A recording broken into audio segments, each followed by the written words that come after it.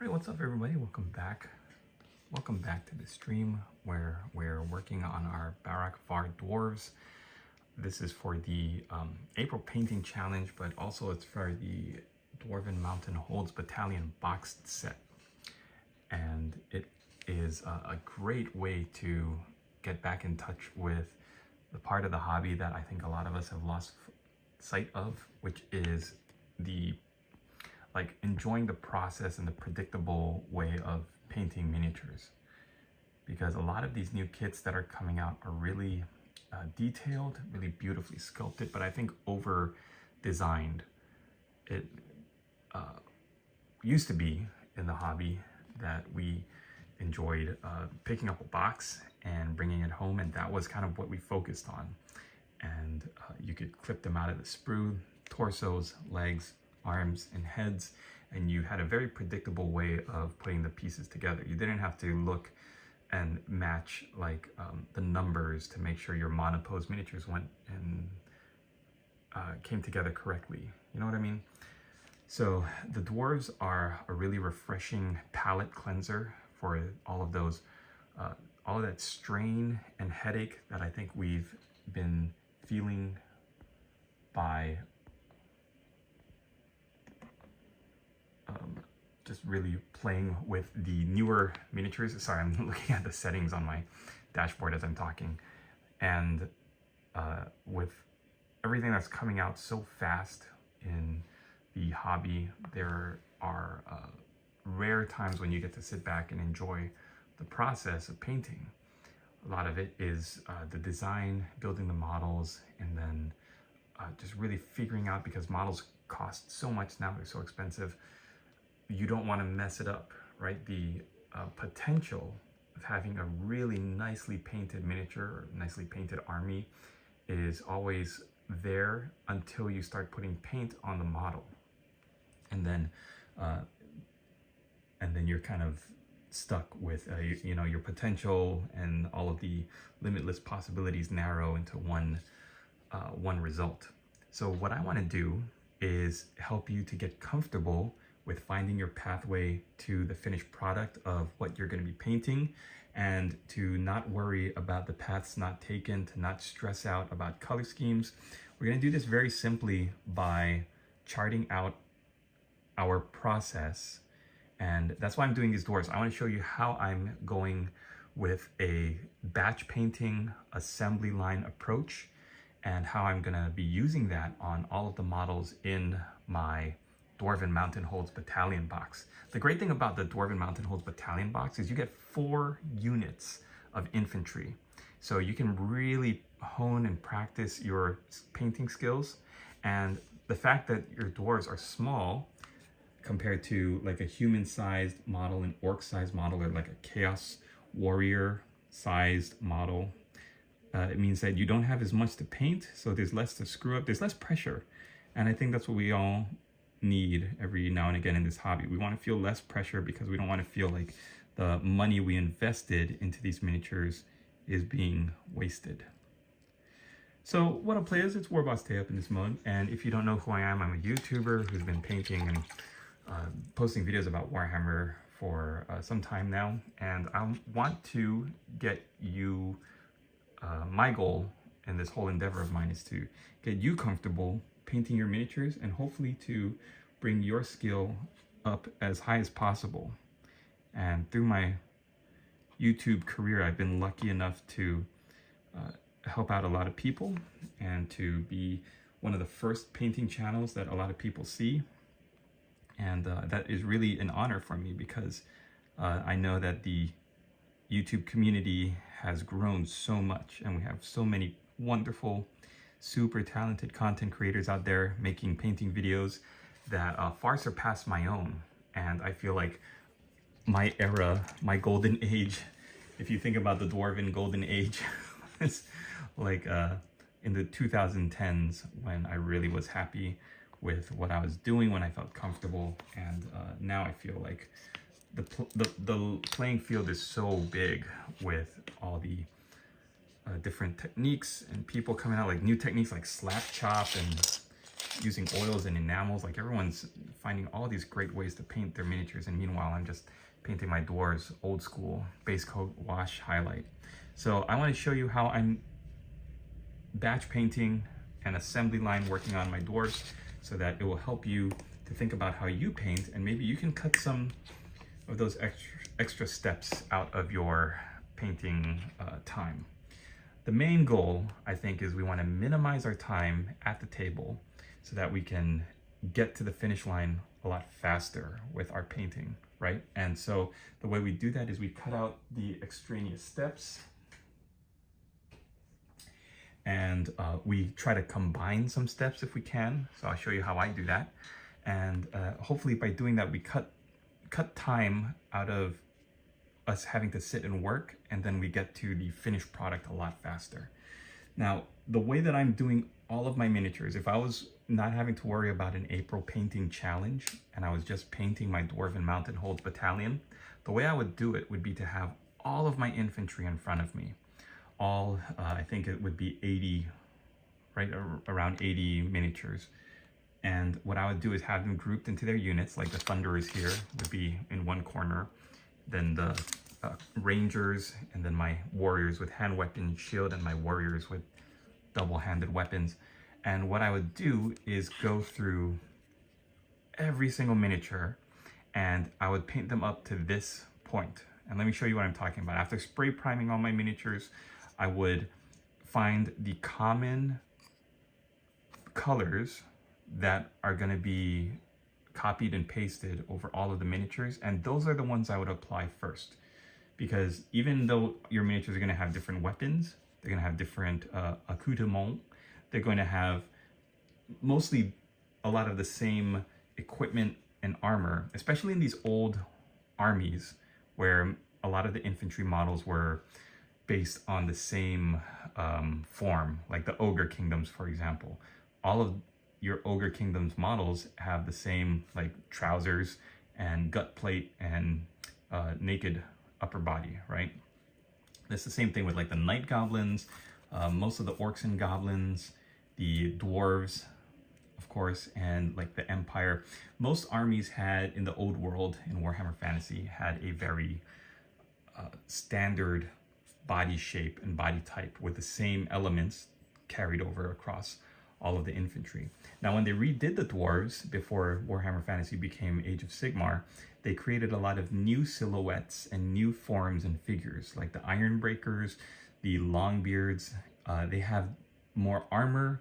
They don't have the chainmail. They don't have the same structure. They're taller, and their body shapes are just built differently. The structure and the silhouette looks different. Like this looks like a guy wearing a chainmail dress or a skirt.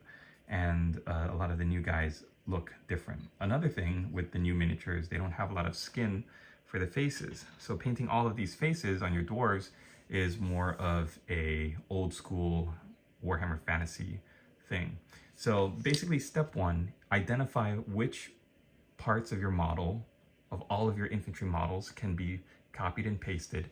And then, like I did here, I went from the silvers to the boots, then the trim, or like the hem of their uniform underneath the chainmail, and then the brown on the chainmail itself, which is like the bands here by the arms, down here the vertical strips, and then the belt.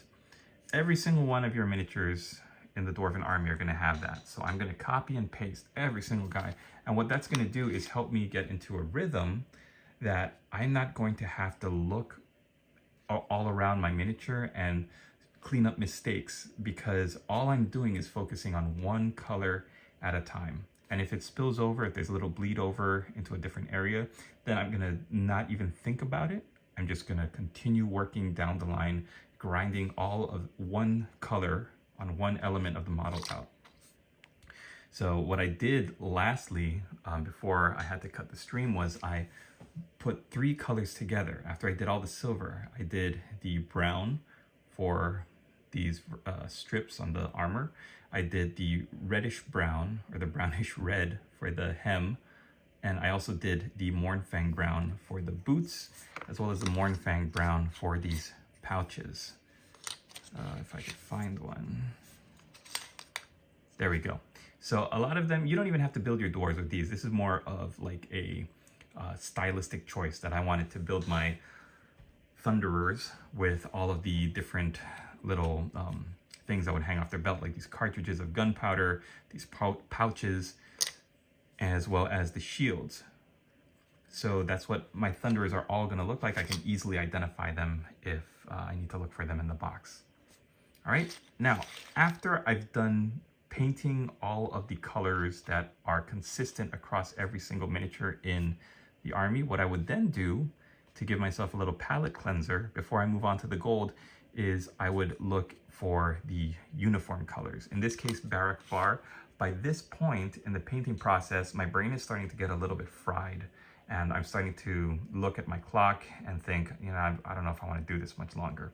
That's when I have to give myself a little treat. I want to give myself something fun to do to convince my monkey brain that I want to stay and paint a little bit longer. In this case, the Barak Var emerald green that I'm carrying over for all of my infantry miniatures, it's going to be painted using a base coat of Lupercal green followed by a highlight of Cabalite green. We're not going to worry about the Cabalite green yet. We're just going to be painting on the uniform colors for the Lupercal green just to give ourselves a flash of color. Now, if you want to go on the skin and the beard, do that first. That's fine. But this is something that I think would help me as a painter to get through this next section. Hopefully it... Let me see if I can zoom in a little bit so it'll do a little too much. Too much. Not too...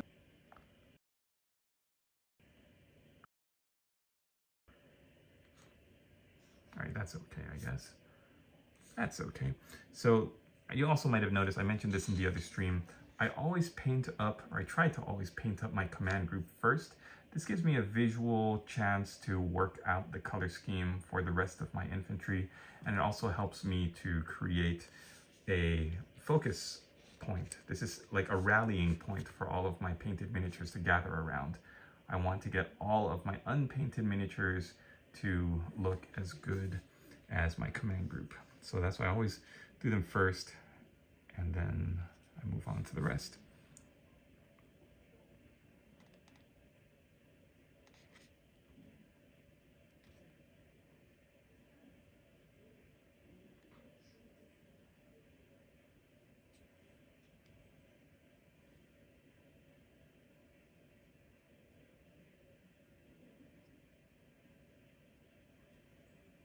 So I want to chart and do like a live stream or two every single night for the month of April. That's my goal, to kind of chart out my progress with this whole project, give everybody some content to watch and to follow along and learn from my mistakes, but also to help me and join me in celebrating my victories. I think it's my hope that I can get these Thunderers done in the next night or two so that I can focus on the next unit, which would be the Quarrelers. Okay, so you would paint the uniform color, in this case, Lupercal green, and then every time you're done with one miniature, one section of that miniature, I like to line them up like that. And that helps me to visually show that he's joining his friends in the finish pile, getting out of the pile of shame, or like I like to say, the pile of potential, and that's what we want. We want finished painted miniatures.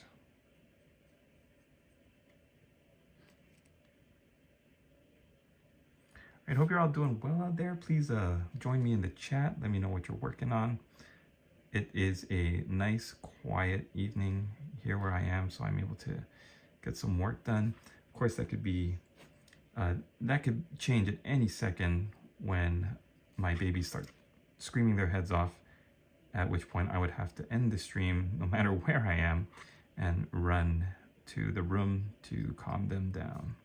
It's one of the joys of being a father, which I love more than anything, even my old world dwarves.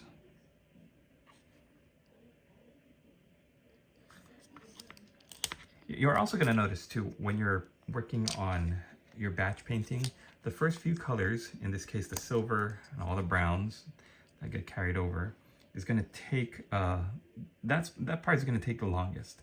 And it's also the part that's going to feel the most soul draining, which is why I like to have a little bit of music playing, or maybe there's a show that I can watch, have playing in the background that I don't have to really focus on, just some noise to take off the pressure of the mental focus that you're going to be putting into.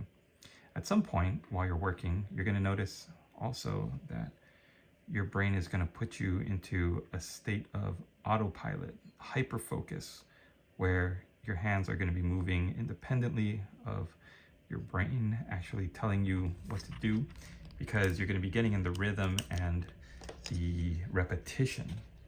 Repetition is kind of the name of the game, right? When you're batch painting, you want to get your muscle memory going so well and building such a strong pacing and rhythm that you are able to kind of unconsciously, like, turn off your brain that you use to think and analyze and focus, and let your body kind of go on autopilot.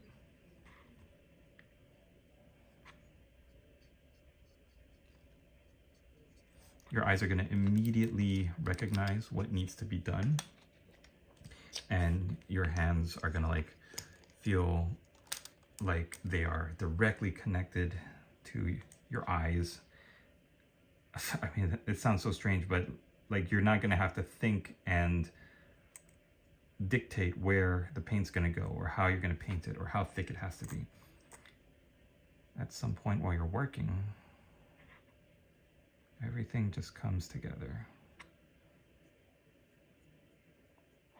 All you have to do, like I said, is get through the base coat slog. Besides putting on music or a show, what I also do sometimes to keep my brain from burning up in my skull is I like to think about what the unit will look like when it's finally completed. So I've been going on this kind of journey of self-improvement, and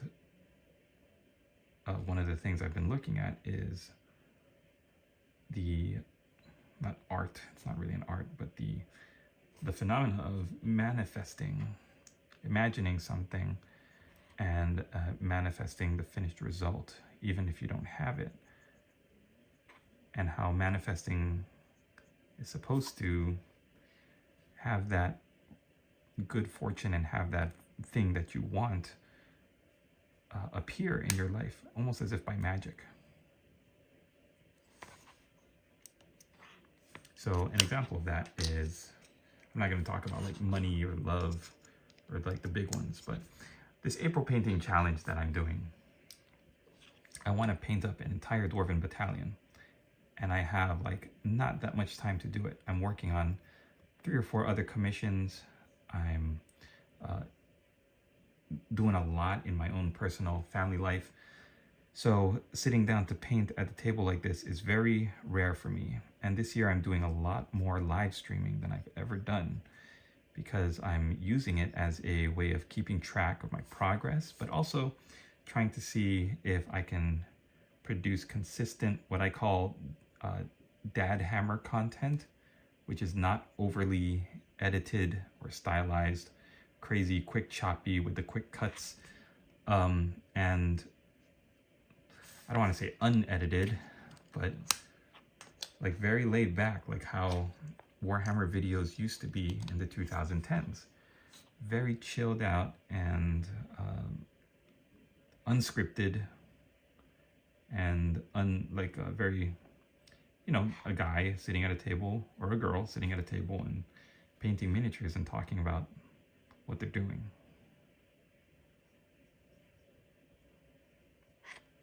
So going back to the manifesting, like if I'm painting this Dwarven Mountain Holds battalion with the intent of playing with them in a tournament come May, then I want to get it done before the end of April. What I would do every night while I'm working on it, like right now, if I'm not live streaming or watching a show or listening to some music, what I would do is imagine that the army is already painted. Alexandru Arcanos von Karstein Zarovich. Yep, the new Grand Cathay models. They look like they lost their way going to the Age of Sigmar part of the Games Workshop, and they ended up in the old world. Those models look really good. They just look so different. Like if you imagine, like look at all the pictures from the reveal, right? They're so great. The cavalry, the giant like statues come to life. The dragon, of course, obviously, but like the ogres with the cannons, they look really good, and they almost look like Cities of Sigmar more than a Bretonnian knight on horseback or like a Reiksguard. It's amazing to me that they developed an entire army, like an entire range, and were able to keep it under wraps, like with no overt like hinting. I think if you look at some of their Warhammer community articles, you'll see them kind of hinting in the content and the articles, but not really giving anything away. I mean, when they revealed every single model that they did at Adepticon, it was like very shocking. Like in a good way. I think a lot of people were very excited, especially if you only play Age of Sigmar. Say you missed Warhammer Fantasy when you were a kid, and you only came into the hobby through 40k and then got into Age of Sigmar. Like seeing Grand Cathay, I mean the sky lanterns and everything, it looks really good. So yeah, it's going to be a great new season for the old world. Hopefully, terracotta golems. Yeah, the terracotta golems, yes. And I saw there was like a alternative color scheme to one, right? They painted one like terracotta and another one to look like, was it bronze or like jade, or I don't know. I don't remember. I was just like, I really like the cavalry and the infantry. I'm kind of like a nut for like the uniforms and like that's kind of why I like the old world in Warhammer Fantasy. Like you get massed ranks of regular everyday dudes like running towards giant monstrous enemies. And I love the detail in the armor and the horses. So as much as everybody's going to be going for those sky lanterns and the dragons and all of the big things, I'm going to really look forward to painting up the infantry.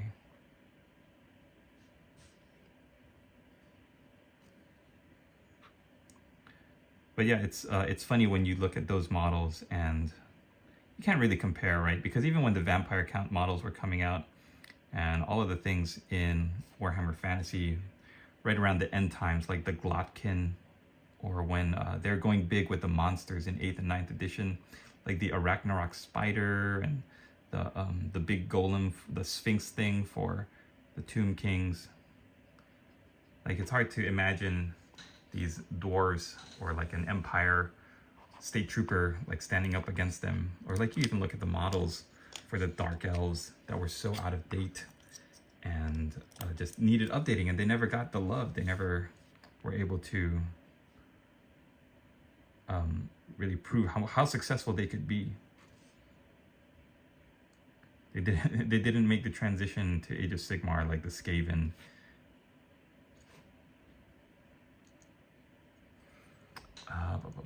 40k Gathering could have been done way better. Oh yeah, the Gathering Storm. Yep. Clay, mud, stone, bronze, iron, steel, and jade golems. Yeah. They're going to be so much fun to paint. And when you look at the scale, the size of those golems,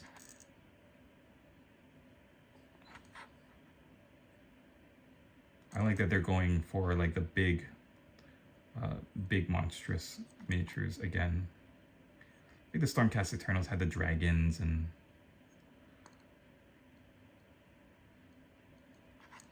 I think they were experimenting with scale and the scope. So yeah, it's good to see them going big.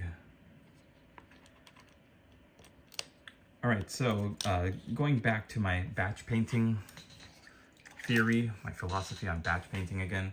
At this point, I've done what I call the consistent colors that carry across all of the units, the boots, the trim, the silver, and the lining for the armor.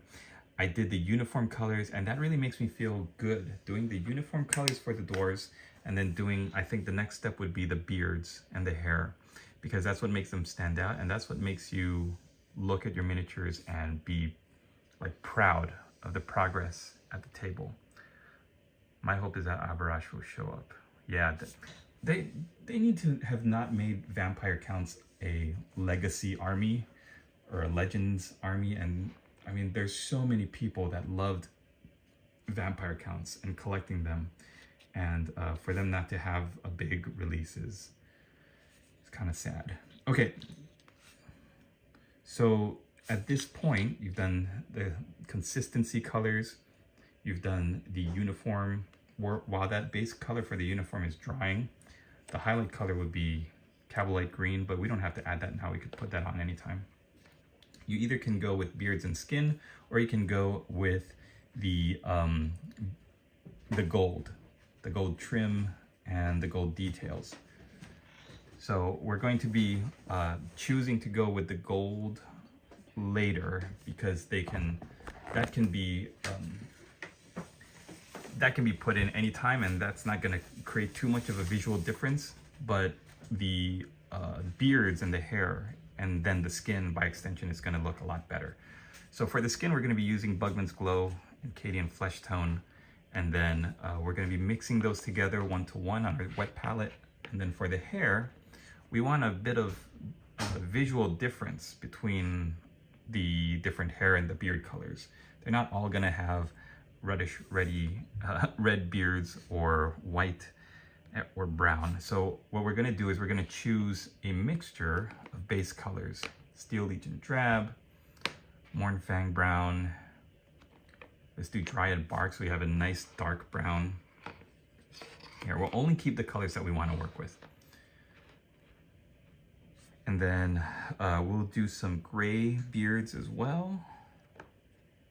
So for that, let's find the nice, I gotta find the nice gray color.